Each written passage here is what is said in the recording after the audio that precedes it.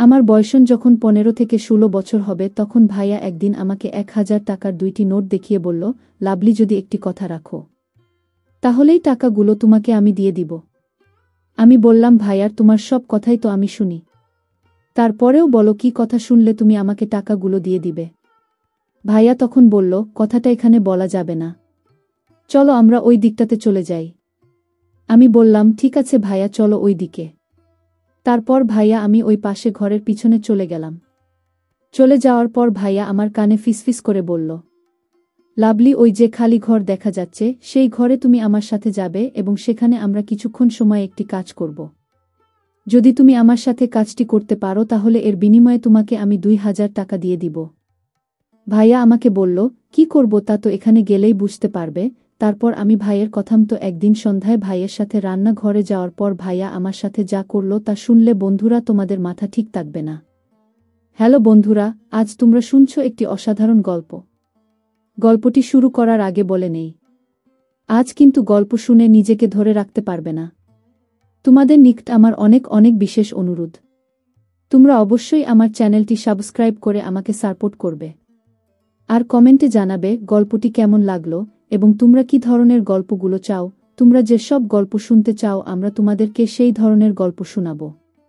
তোমরা চাইলে তোমাদের বাস্তব জীবনের গল্প আমাদের কাছে পাঠাতে পারো, আপনার নাম পরিচয় গোপন রেখে প্রচার করব।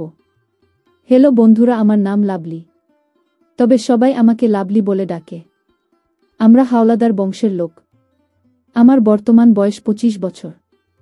কিন্তু আমি তোমাদেরকে আজকে যে গল্পটি বলবো তখন আমার বয়স ছিল 11 থেকে 12 হবে আনুমানিক। আমার ভাইয়ের নাম রবিন হাওলাদার। সে আমার আপন ভাই না, সম্পর্কে সে আমার চাচাতো ভাই। বয়সে আমার থেকে 40 বছরের বড় হবে। রবিন ভাই আমাকে খুব ছোটবেলা থেকেই অনেক আদর করত। আমাকে বিস্কিট, চিপস, লজেন্স আরও অন্যান্য জিনিস কিনে দিত। আমিও ভাইয়াকে অনেক ভালোবাসতাম। আমার যখন বয়স 7 থেকে 8 হবে তখন আমি একটি আম বাগানে আরও অন্যান্য মেয়েদের সাথে দৌড়াদৌড়ি করছিলাম। তখন ভাই আমাকে বলল, লাভলি একটু এদিকে আসো। আমি বললাম, ভাইয়া কেন? ভাইয়া আমাকে বলল, একটু দরকার আছে, একটু তাড়াতাড়ি আসো। ভাইয়ার ডাক শুনে আমি দৌড় দিয়ে ভাইয়ের কাছে এলাম। ভাইয়া তখন আমাকে একটি বড়ি গাছ দেখিয়ে বলল, লাভলি, ওই যে গাছটাতে দেখা যাচ্ছে অনেক পাকা পাকা বড়ুই, তুমি কি ওই গাছের বড়ুই খাবে? আসলে ওই গাছের বড়ুই দেখে আমার লোভ লেগে যায়। আমি বললাম, ভাইয়া আমি খাবো, তবে পারবো কিভাবে? গাছের ডাল তো একটু উপরে। ভাইয়া বলল, লাভলি, আমি হাত বাড়িয়ে লাগুর পাচ্ছি না, তবে বড়ুই খাওয়ার একটি উপায় আছে। আমি বললাম, ভাইয়া কি উপায়? কিভাবে বড়ুই পারা যায় একটু বলো না, আমি খাবো। গাছের মধ্যে পাকনা বড়ুই ঝুলে রয়েছে, দেখতে অনেক সুন্দর লাগছে। আমার মনে হয় গাছের বড়িগুলো অনেক মিষ্টি হবে। আসলে বড়ুইগুলো দেখে আমার খুব লোভ লেগে যায়। বড়ুইগুলোর কালার ছিল অনেক সুন্দর। মনে মনে ভাবলাম, যে করেই হোক আমি এই বড়ুইগুলি খাব। আমি ভাইকে বললাম, ভাইয়া কিভাবে বড়ুইগুলো পারা যায়? ভাইয়া বলল, লাভলি, এক কাজ করো, আমি তোমাকে উঁচু করে ধরি, তারপর তুমি হাত বাড়িয়ে বড়ুইগুলো পারো। আমি বড়ুইগুলো পারতে পারলাম না। আর ভাইয়া মনে মনে যে ভিন্ন রকম চিন্তা তা আমি তখন বুঝতে পারি নাই। তারপর ভাইয়া যেভাবে বলেছে সেভাবেই আমি কাজ করতে শুরু করলাম। এক পর্যায়ে আমরা বেশ কিছু বড়ুই পারতে সক্ষম হলাম, খুব পাকা পাকা। বড়ুইগুলো পারার পর সেখানে আমরা পেট ভরে খেলাম। ভাইয়া আমাকে বলল, লাভলি, এবার বড়ুই খাওয়া হয়েছে, তোমার পেট ভরেছে, তুমি খুব মজা পেয়েছ। আমি বললাম, জি ভাইয়া, বড়ুইগুলো সত্যি অনেক টেস্ট। তারপর ভাইয়া বলল, তাহলে চলো এবার বাড়ি চলে যাই। তারপর ভাইয়ার সাথে আমি বাড়ি চলে আসলাম। এইভাবে ভাইয়ের সাথে আমার নিত্য নতুন মজার মজার ঘটনা ঘটত। ভাইয়া খুব ভালো ভালো জিনিস আমাকে এনে দিত। এজন্যই ভাইয়াকে আমার অনেক ভালো লাগত। ভাইয়ের সকল কথাই আমি মানার চেষ্টা করতাম, সব সময় অপেক্ষায় থাকতাম ভাইয়া কখনো বাড়ি থেকে আসে, কারণ আমি জানি ভাইয়া বাহির থেকে আসলে অবশ্যই আমার জন্য কিছু না কিছু নিয়ে আসবে। আমার চাচাতো ভাই জুয়েল বাজারে একটি মুদির দোকান ছিল। সে মূলত একজন মুদির ব্যবসায়ী ছিল।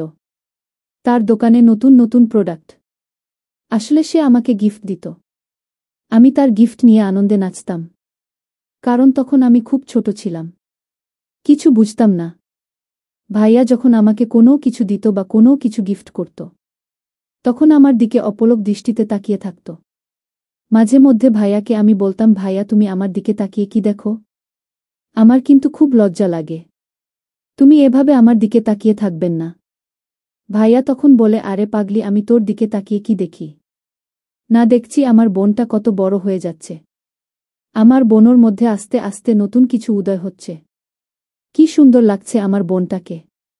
আমার বোনটা যখন পরিপূর্ণ বয়স হবে তখন জানি না কত লোক তার রূপে পাগল হয়ে যাবে। আমি বললাম, ভাইয়া বেশি হয়ে যাচ্ছে কিন্তু। ভাইয়া বলল, কি বেশি হয়ে যাচ্ছে ম্যাডাম? শুনে তো একটু, আমি যা সত্য তাই তো বললাম। ভাইয়ের মুখে এই কথা শুনে আমি রাগে ভাইয়াকে কিল ঘুষি মারতে শুরু করলাম। ভাই আমার এই পাগলামি দেখে বলল, আরে পাগলি, আমি তো মজা মজা করলাম। আমি কি সত্যি সত্যি তোমাকে বলেছি নাকি? নেহা, সত্যিই তুমি অনেক ভালো মেয়ে, অনেক সুন্দর, কিউট মেয়ে। তারপর আমি মুচকি হাসি দিয়ে বললাম, ভাইয়া তুমি খুব ভালো। তারপর আমি বললাম, ভাইয়া আমার জন্য আজকে মজা আনবে, না হলে কিন্তু তোমাকে মায়ের দিমু। আমি বললাম, আচ্ছা ম্যাডাম, আপনার হুকুম হৃদয় করা হলো। এই বলে ভাইয়ের দোকানে চলে গেল। তারপর দোকান থেকে আসার সময় ভাইয়ের মতো পাতলা আরও অন্যান্য সুন্দর সুন্দর জিনিস আমার জন্য নিয়ে আসলো। আমি তো ভাই আর এখান থেকে জিনিস পেয়ে খুশিতে নাচতে শুরু করলাম। এইভাবে আমার ছোটবেলার দিনগুলি চলতে লাগল।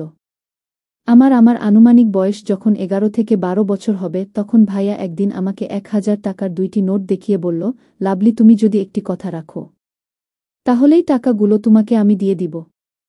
আমি বললাম, ভাইয়া তোমার সব কথাই তো আমি শুনি, তারপরেও বলো কি কথা শুনলে তুমি আমাকে টাকা দিয়ে দিবে? ভাইয়া তখন বলল, কথাটা এখানে বলা যাবে না, চলো আমরা ওই দিকটাতে চলে যাই।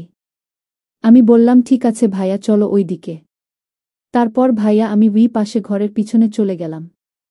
চলে যাওয়ার পর ভাইয়া আমার কানে পিসফিস করে বলল, লাভলি, ওই যে খালি ঘরটা দেখা যাচ্ছে, খালি ঘরে তুমি আমার সাথে যাবে এবং সেখানে আমরা কিছুক্ষণ সময় একটা কাজ করব। যদি তুমি আমার সাথে কাজটি করতে পারো তাহলে এর বিনিময়ে আমি 2000 টাকা দিয়ে দিব। আমি বললাম, ভাইয়া কি কাজ? ভাইয়া বলল, সেখানে গেলেই তুমিই কাজটি বুঝতে পারবে, তবে কাজটি খুব কঠিন নয়, খুব সহজ। আমি বললাম, ভাইয়া যদি কাজটি সহজ হয় তাহলে আমি করতে রাজি আছি। এদিকে আমাদের বাড়িতে খুব মানুষ নেই, আমাদের বাড়িটা সব সময় নীরবে থাকত, আর তাছাড়া সন্ধেবেলা আমাদের বাড়ি একেবারে নীরব থাকত। তারপর ভাইয়া আমাকে বলল, কি ম্যাডাম, আমার কথায় তুমি রাজি আছো? ভাইয়া, তোমার কথায় কি আমি রাজি না হয়ে পারি? তবে ভাইয়া, সেখানে আমরা কি কাজ করব? তখন ভাইয়া বলল, আরে ম্যাডাম, ভয়ের কিছু নেই, সেখানে গেলেই তো বুঝতে পারবে। আমি বললাম, আচ্ছা ঠিক আছে ভাইয়া। তারপর সন্ধ্যাবেলায় আমি ঘরে পড়তে বসলাম। হঠাৎ দেখি ভাইয়া জানালার পাশ দিয়ে আমাকে ইশারা দিচ্ছে। আমি ভাইয়ার ইশারা পেয়ে ভাইয়ের কাছে চলে আসলাম। ভাইয়া আমাকে নিয়ে সোজা খালি ঘরে চলে গেল। ঘরে আমি এসে দেখি ঘরের ভিতরে চতুর্দিকে ফুল দিয়ে সাজানো, আর মাঝখানে চৌকি ছিল। এই চেকি অনেকগুলোর ফল কেটে সুন্দর করে সাজিয়ে রেখেছে। আমি বললাম, ভাইয়া এসব দিয়ে কি করব? তখন ভাইয়া আমাকে বলল, একটু অপেক্ষা করো, তাহলে তুমি সবই বুঝতে পারবে। তারপর আমি বললাম, আচ্ছা ঠিক আছে ভাইয়া। তারপর ভাইয়া আমাকে বলল, লাভলি, আমি তোমাকে একটা কথা বলবো, আর এই কথাটা 7 বার বলে এই ফলগুলোর উপর একটি ফু দিবে। তারপর তুমি আমাকে এই ফলগুলি খাইয়ে দিবে। কিন্তু এই যে দেখছে মাঝখানে ফলটা, এই ফলটা আমি তোমাকে খাইয়ে দিব, কিন্তু শর্ত হলো এই ফলটি খাওয়ার পর ফলের বিচিগুলো তুমি আমাকে দিয়ে দিবে। আমি বললাম, ঠিক আছে ভাইয়া। তারপর আমি ভাইয়াকে বললাম, ভাইয়া, আমি যদি এইটুকু কাজ করতে পারি তাহলে তুমি কি আমাকে 2000টা দিয়ে দিবে? ভাইয়া মুচকি হেসে বলল, হ্যাঁ ম্যাডাম, তুমি যদি এই কাজটুকু করতে পারো তাহলে তোমাকে আমি টাকার নোটগুলো দিয়ে দিব।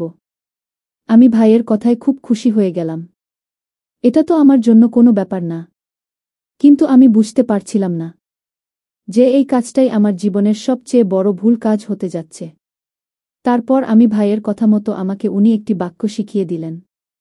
সম্ভবত এটা কোনো ভিন্ন ধর্মে বাক্য হবে মনে হয়। এই বাক্যটা 7 বার পরে ফলগুলোতে ফু দিলাম। ফু দেওয়ার পর ভাইয়া আমাকে ফল খাইয়ে দিল। মাঝখানের ফলটা ভাইয়া আমাকে খাইয়ে দিল। তখন আমার বয়স খুব কম। কি হচ্ছে আমার সাথে কিছু আমি বুঝতে পারছি না, শুধু ভাইয়ের কথা বোকার মতো পালন করে যাচ্ছি। তারপর ভাইয়ার সমস্ত কথা আমি মানতে শুরু করলাম। ভাই আমাকে বলল, লাভলি এই ফলটি ভালো করে তুমি খাবে, কিন্তু এই বিচিগুলো এই প্লেটে রাখবে। বিচিগুলো এই প্লেটে রাখার পরেই তোমার কাজ শেষ। আমি বললাম, ভাইয়া এটা তো খুব সহজ কাজ, আর এটা আমি খুব সহজেই করতে পারব। আর এটার জন্য তোমাকে এত কিছু করার দরকার কি? তখন ভাইয়া মুচকি হাসি দিয়ে বললা, লাভলি আগে কাজ শেষ হোক, তারপর তোমাকে বলছি। আমি বললাম, আচ্ছা ঠিক আছে ভাইয়া। আমি ফলগুলো খাওয়ার পর এর বীজগুলো রাখলাম। তারপর ভাইয়া আমাকে কি যেন বলে আমার দিকে লক্ষ্য করে একটি লম্বা ফু দিল। ফু দিয়ে আমাকে বলল, লাভলি এবার তুমি যাও, তোমার কাজ শেষ। 2000 টাকা তিনি আমার হাতে ধরিয়ে দিয়ে বলল, এই নাও তোমার কাজের বিনিময়। এবার তুমি চলে যাও, কাল কথা হবে। এখন অনেক দেরি হয়ে যাচ্ছে। লাভলি লক্ষ্মী মেয়ের মতো এবার বাসায় চলে যাও। আমি ভাইয়ের কথায় বাসায় চলে আসলাম। এসে আমি খাওয়া দাওয়া করে ঘুমিয়ে পড়লাম। কিন্তু সকালে ঘুম থেকে উঠতেই আমার মধ্যে এক পরিবর্তন দেখা গেল। যেদিকেই তাকাই আমি শুধু ভাইয়াকে দেখতে পাই। মনে হচ্ছে ভাইয়া আমাকে ডাকছে। মনে মনে আমি ভাবলাম, আমার কি হয়ে গেল? কেন এমন হলো? তবে কি ভাইয়া আমার সাথে অদ্ভুত কিছু করে ফেলেছে? আমার কাছে কেন জানি মনে হলো আজকেও আমি সন্ধ্যার সময় খালি ঘরে যেতে হবে। সন্ধ্যা হতেই আমি চুপি চুপি ঘরে চলে গেলাম। গিয়ে দেখি ভাইয়া আমার জন্য বসে আছে, অপেক্ষা করছে। আমি যেতেই ভাইয়া আমার সাথে তখন এক অন্যরকম আচরণ করা শুরু করল, যে আমি তোমাদেরকে মুখের ভাষায় বলতে পারবো না। খুব বাজে আচরণ। ভাইয়ার আচরণ দেখে আমি তো পুরাই অবাক। কিন্তু ভাইয়া আমার সাথে যে এত খারাপ ব্যবহার করবে তা আমি কখনো কল্পনাও করি নাই। ভাইয়া আমার সাথে এত কিছু করছে, তাও আমি কিছু বলার সাহস পাচ্ছি না। আমি যেন অন্যরকম হয়ে গিয়েছিলাম। আমি তার হুকুমের গোলাম হয়ে গিয়েছিলাম। সে আমার সাথে যা ইচ্ছে তাই করতেছিল, কিন্তু আমি তা বলতে পারছিলাম না। তার সব কিছু আমি মেনে নিচ্ছিলাম। তার কাছে গেলেই আমি কেমন জানি হয়ে যেতাম। সে আমাকে যা বলতো তাই করতাম। এভাবে সে আমার সাথে অনেক কিছুই করেছে, যেটা আমি তোমাদেরকে ভাষায় প্রকাশ করতে পারবো না। তার সাথে আমার এসব চলে প্রায় 3 থেকে 4 বছর। হঠাৎ আমি অসুস্থ হয়ে পড়ি। তারপর আমার বাবা মা ডাক্তারের কাছে নিয়ে গেল। ডাক্তার আমাকে পরীক্ষা করে বলে আমি নাকি মা হতে চলেছি। এই কথা শুনে আমার মা বাবা প্রচুর কান্না করতে লাগল। বাসায় এসে আমাকে জিজ্ঞেস করল, মা লাভলি সত্য করে বলো, তোর এত বড়ও সর্বনাশ কে করেছে? তারপর আমি আর কি করব? বলে দিলাম আমি ভাইয়ের কথা। তারপর মা বাবা রবিন ভাইয়াকে দেখে নেব বলল। রবিন, তুই কি করে পারলে আমার মেয়ের এত বড় সর্বনাশ করতে? যাক বাবা, যা হবার হয়ে গেছে, এখনো কেউ জানে না। কেউ না জানার আগে আমরা লাভলিকে তোর সাথে বিয়ে দিতে যাচ্ছি। এখন তুই কি রাজি? বাবা মায়ের প্রস্তাবে রবিন রাজি হয়ে গেলা। তারপর ধুমধাম করে আমাদের বিয়ে হয়ে গেল। বন্ধুরা, এখন আমি তোমাদের দেয়ায় ভালোই আছি। তবে মাঝে মধ্যে আমার অতীত আমাকে অনেক কষ্ট দেয়। মনে মনে ভাবতাম, যদি রবিন ভাই আমাকে বিয়ে না করত, তাহলে আমার কি হতো? মরা ছাড়া কোনো রাস্তা থাকত না। তো বন্ধুরা, আমার মতো তোমাদের জীবনেও এরকম ধরনের দুর্ঘটনা করার সময় তাকে খুব ভালোভাবে বুঝে শুনে তারপর তোমরা কিছু করার সিদ্ধান্ত নেবে। নইলে একটি ভুলের কারণেই তোমাদের সারা জীবন পস্তাতে হবে।